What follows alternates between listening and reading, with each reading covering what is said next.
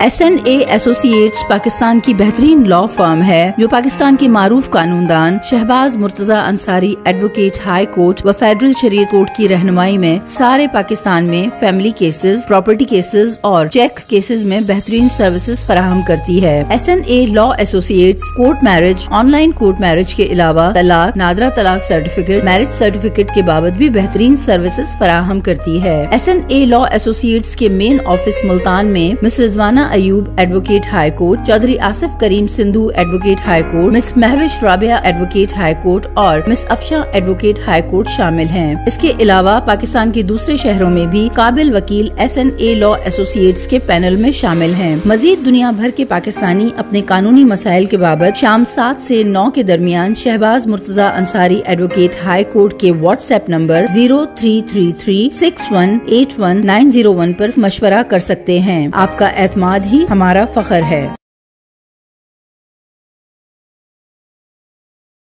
मोहतरम अस्सलाम वालेकुम। Shahbaz Murtaza Ansari advocate high court federal शरीयत कोर्ट मुल्तान पाकिस्तान से आपसे मुखातिब हूँ। आज मेरा कोई लेक्चर जो है ये कानूनी पहलू तो इसमें हैं, लेकिन इसमें मैं एक इंतहाई दर्दनाक कहानी बयान करूँगा एक ऐसी मुल्तान की लड़की की जो बैंक ऑफिसर थी, जो डॉक्टर की गफलत की बिना पर, मुजरमाना गफलत की बिना पर कोमा में गई और 15 साल तक कोमा में रही, जिसके बाद उसकी अब 2 दिन पहले 28/6/2024 को डेथ हो गई। वो लड़की कौन थी और डॉक्टर ने क्या गफलत की थी, उस डॉक्टर के ख़िलाफ़, हॉस्पिटल के ख़िलाफ़ क्या कार्रवाई हुई, सुप्रीम कोर्ट ने इस केस में खुद नोटिस क्यों लिया था, चाइना लड़की को क्यों भेजा गया था, तो ये तमाम जो बातें हैं आज हम डिस्कस करेंगे। और अगर आप लोगों ने अभी तक मेरे YouTube channel Shahbaz Murtaza Ansari advocate को सब्सक्राइब नहीं किया तो काइंडली सब्सक्राइब करें, लाइक करें, दोस्तों में शेयर करें ताकि उनको भी मेरी वीडियोज़ मिलती रहें। फाखरा जो थी वो एक मासूम सी बच्ची थी, लड़की थी, वो मुल्तान के ही एक बैंक में ऑफिसर थी। उसकी शादी हुई, उसकी पहली डिलीवरी थी और मुल्तान के एक मशहूर हॉस्पिटल है जो उनके बैंक हैं उसके पैनल पर वो हॉस्पिटल था, तो वो हॉस्पिटल में एडमिट हुई। नॉर्मल डिलीवरी थी। अब हुआ ये कि जो मिडवाइफ थी हॉस्पिटल में, डॉक्टर जो लड़की के वालिद ने स्टोरी बयान की है वो ये है कि डॉक्टर जो थे वो उस वक्त मौजूद नहीं थे और मिडवाइफ ने उसको एनेस्थीसिया का जो इंजेक्शन होता है वो लगाया, लेकिन उसने उसकी डोज ज़्यादा लगा दी, जिसकी बिना पर उसकी तबीयत ख़राब हुई और उसके जो बेटी पैदा हुई उसके, लेकिन उसके बाद वो कोमे में चली गई और क्योंकि उसके दिमाग को ऑक्सीजन जो है वो आगे नहीं पहुंची, ब्लड भी जो रुकावट हुई, ब्लड भी नहीं पहुंचा, ऑक्सीजन भी नहीं पहुंची, जिसकी बिना पर वो कोमे में चली गई। तो हॉस्पिटल वालों ने ये हालत देखी तो सबसे पहले तो उन्होंने जो बच्ची पैदा हुई उसको उन्होंने उसके वालिद से कहा कि आप इसको निश्तर हॉस्पिटल मुल्तान जो है वो ले जाएं फौरी तौर पर, या चाहे जो चिल्ड्रन कम्प्लेक्स है जो गवर्नमेंट का एक हॉस्पिटल है मुल्तान, वहाँ ले जाएं। तो वो कहते हैं कि मैं बच्ची को लेकर जो चिल्ड्रन कम्प्लेक्स मुल्तान है, जो बच्ची पैदा हुई थी उसको लेकर फौरी तौर पर मैं वहाँ चला गया। इसी दौरान डॉक्टर्स ने चूँकि उसकी हालत देखी, जो कोमा में चली गई थी, फाखरा जो थी उसको उन्होंने खुद ही निश्तर हॉस्पिटल मुल्तान शिफ्ट कर दिया। तो लेकिन इसी दौरान एक दिन बाद ही वो जो बच्ची उसकी पैदा हुई थी उसकी भी डेथ हो गई। तो ये अच्छी खासी वो लड़की जो बैंक ऑफिसर लड़की थी, जो एक सेहतमंद हॉस्पिटल दाखिल हुई, लेकिन डॉक्टर्स की मुजरमाना गफलत की बिना पर वो कोमे में चली गई और उसको बाद में निश्तर दाखिल कर दिया गया। उस वक़्त ये बात है 22 अगस्त 2009 की, जब उसको ये इंजेक्शन लगाया गया था, जब वो कोमा में गई थी। तो उसको वक़्त आज से 15 साल पहले की बात है। तो ये मामला जो है ये इसका काफ़ी शोर मचा और ये मामला जो है चीफ जस्टिस उस वक़्त थे इफ्तिखार मोहम्मद चौधरी साहब, उनके भी इल्म में आया, उन्होंने आज खुद नोटिस लिया इस मामले का और एक इंक्वायरी कमेटी बैठी, क्योंकि वो मुसलसल बेहोश थी, वो होश में नहीं आ रही थी फाखरा। इंक्वायरी कमेटी ने अपनी जो इंक्वायरी की उसमें उन्होंने जो डॉक्टर्स को भी और अमले को भी कसूरवार करार दिया कि उनकी मुजरमाना गफलत की बिना पर एक अच्छी खासी पढ़ी लिखी तालीम याफ्ता लड़की, एक मासूम लड़की जो कॉमे में चली गई। और डॉक्टर्स जो है उस जो बोर्ड बैठा, उन्होंने ये करार दिया कि इसका दुरुस्त होना जो है वो शायद मुमकिन नहीं होगा अब इसका वापस सेहतमंद होना, क्योंकि उसका दिमाग जो है वो डेड जो दिमाग है उसकी वो कंडीशन है।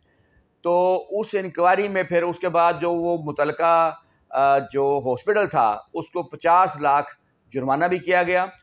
इसके अलावा फिर ये हुआ कि चाइना के सफ़ीर ने फिर ऑफ़र की कि वो इस फाखरा लड़की को अपने मुल्क में इलाज के लिए जो है वो ले जाने को तैयार हैं। उसका इलाज करने के लिए चाइना ने खुद ऑफ़र की। उसके बाद फाखरा को 2010 में हकूमती खर्च पर जो है चाइना भिजवाया गया।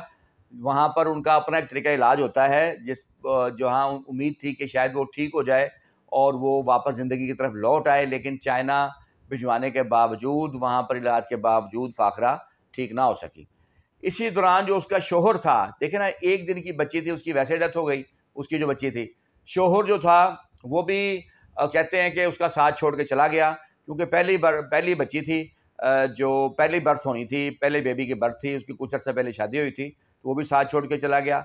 वालिदैन उसके वो बेटी के लिए दर की ठोकरें खाते रहे।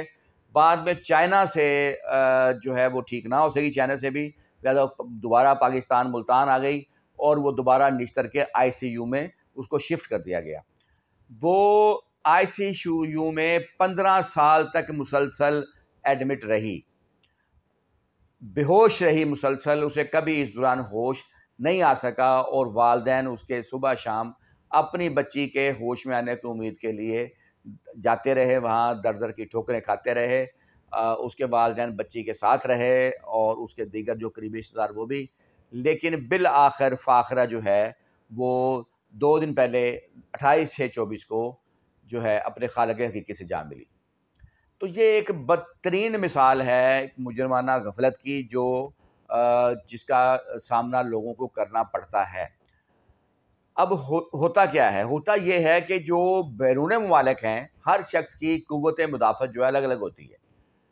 तो जो दूसरे बैरून ममालिक है, यूरोप ख़ास तौर पे या दुबई वगैरह भी हो गए, तो जो मेरे लिए में बात आई है, वहाँ पर अगर किसी का ऑपरेट होना हो तो पहले उसका टेस्ट इस बात का किया जाता है कि क्या आया कि उसको कितनी डोज की ज़रूरत है, जो है बेहोश करने वाली जो दवाई है, जो इंजेक्शन है, उसकी कितनी डोज उसको चाहिए।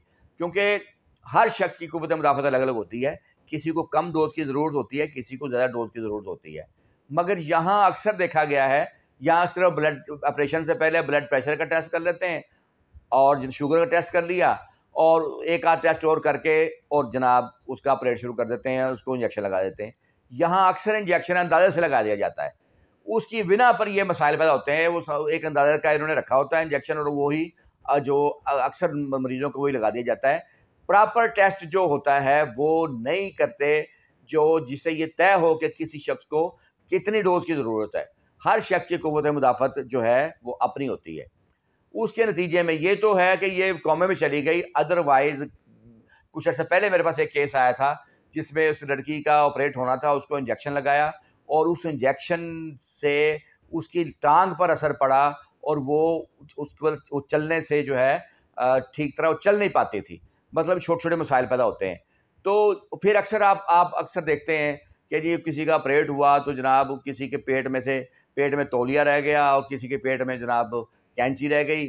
तो इस तरह की चीज़ें भी सामने आती हैं। अभी बल्कि पिछले दिनों एक इंतहाई मुजरमाना गफलत की जो खबर आई कि एक शख्स की टांग टूटी थी और डॉक्टर्स ने जल्दबाजी में जो टांग टूटी हुई थी उसका ऑपरेट करने के बजाय जो टांग ठीक थी उसका कर दिया। तो यहाँ पर ना ये जो है कई जगह मुजरमाना गफलत देखने को मिलती है। हमारे मुल्क में प्रोफेशनल्स डॉक्टर्स मौजूद हैं जो कि अच्छा काम करते हैं, लेकिन दूसरी तरफ ऐसी सूरत भी देखने को मिलती है कि जो मरीज़ों की जानों के साथ खेला जाता है। तो ऐसे डॉक्टर्स के ख़िलाफ़ जो है कार्रवाई होनी चाहिए और उसमें हेल्थ कमीशन है, वहाँ भी कार्रवाई हो सकती है। इवन कि अगर किसी डॉक्टर की ये साबित हो जाए कि मुजरमाना गफलत है जिसकी बिना पर किसी मरीज़ का कोई भी नुकसान हुआ, चाहे वो जान से गया या उसको जो उसकी बॉडी में उसका कोई ऑर्गन जो है वो डिसेबल हो गया या कोई और उसको मसला हुआ, तो वो सिविल केस भी कर सकता है, डैमेज का केस भी कर सकता है, वो फौजदारी कार्रवाई भी कर सकता है, और हेल्थ कमीशन में भी दरख्वास्त दी जा सकती है उस हॉस्पिटल के ख़िलाफ़ या उस डॉक्टर के ख़िलाफ़। क्योंकि ये जो ख़ास तौर पे जो ज़चगी के मराहल होते हैं, मसले होते हैं, उसमें अक्सर देखा गया है कि ये जो LHV ख़वातीन हो गई, जो कई बार डॉक्टर खुद नहीं करते, आगे उन्होंने लोग रखे होते हैं, या कई डॉक्टर जो होते हैं वो MBBS भी नहीं होते, और वो जनाब उनके पास वो सर्जन भी नहीं होते, और वो ऑपरेट कर रहे होते हैं। तो ऐसे लोगों के ख़िलाफ़ जो है कानून के मुताबिक सख्त कार्रवाई होनी चाहिए, ताकि हम एक और फाखरा ना देख पाएँ। क्योंकि इंतहाई दर्दनाक स्टोरी है कि 15 साल तक आप अंदाज़ा लगाएं कि वो बेहोश रही मुसलसल, और ICU में रही, और 15 साल तक जो उसके वालिदैन पर बीती है, उसका आप और हम तसव्वुर भी नहीं कर सकते।